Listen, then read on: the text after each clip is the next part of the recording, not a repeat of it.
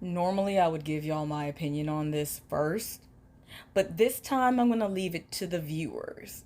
So, y'all go ahead, take a look at this article, and then I'll be right back. Minneapolis mom confronts BLM protesters after apartment shooting. Not a George Floyd situation. Minneapolis mom was captured on video Saturday confronting Black Lives Matter activists who congregated in the neighborhood to protest the fatal police shooting of a gunman who she claimed tried to unalive her and her family. Allegedly, the young man, Andrew Sundberg, shot into Arabella Yarborough's home while herself and her children were there. Officers responded and helped Yarborough and her children escape after Sundberg fired at them. This resulted in snipers unaliving Sundberg early the following day after a 6-hour standoff outside of their building. Yarborough went on to say that that man was armed. George Floyd was not armed. Breonna Taylor was not armed. Amir Locke, he was armed and he had his own guns, but they came into his home while he was licensed to carry and unalived him. He did not fire. This man, Andrew, intentionally tried to unalive us. The mother went on to explain that Sundberg was indeed armed, tried to unalive her and her children, and that her children, quote, have to deal with this and probably have mental illness now. Now, y'all can go ahead and pause and finish reading this. However, I'm going to go ahead and show you some photos that were taken at the scene. This is the apartment door. Clearly, you see it was shot through. This is the bathroom. Now, I'm not sure how large this apartment is, but clearly this person had intentions on doing some damage to this woman and her family. This incident represents something that myself and other Black women and women of color have been trying to express to a lot of y'all for a long time. Yes, Black lives matter. All Black lives matter, including the women and the children.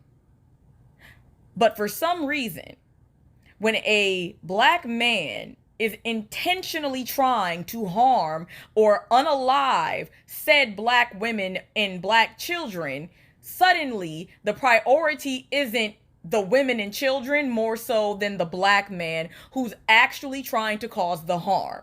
Now, I'm not sure about the background. I don't know if these two people know each other or not prior to this incident. However, I agree with the actions taken by the police in this incident.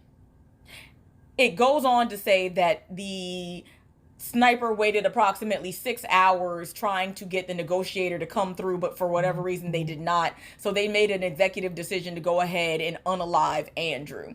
Now, Andrew's family claims that he's an imperfect person, but he should not have been unalived in this incident. And we can argue the level of force that was used compared to white people, but we have to remember that white people should not be the bar that we set our standard for how we conduct ourselves as Black, Indigenous, and people of color. Just because white people get away with heinous crimes doesn't mean everyone else should.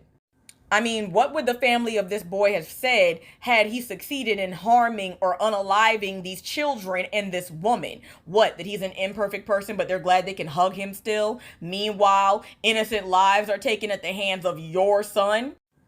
We have cultivated a culture in the Black community where Black men sometimes are afforded access to damage all of us.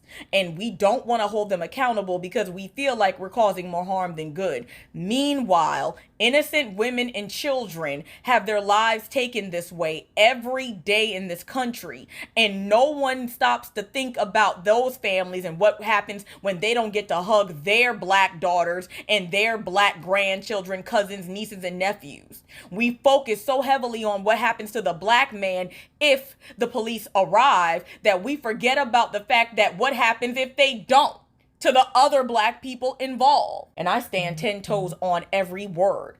There's no Black person, period, that can jeopardize the safety of me or my children, and I'm gonna prioritize their safety above ours.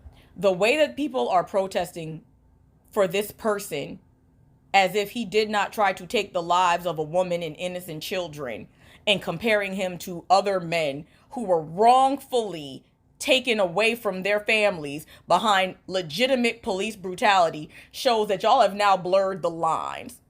and I see creators on here telling y'all not to call the police on black men, this is exactly why you don't listen to those knuckleheads. Because they would rather watch you become a hashtag than that black man. But like I said, that's my opinion. What's yours?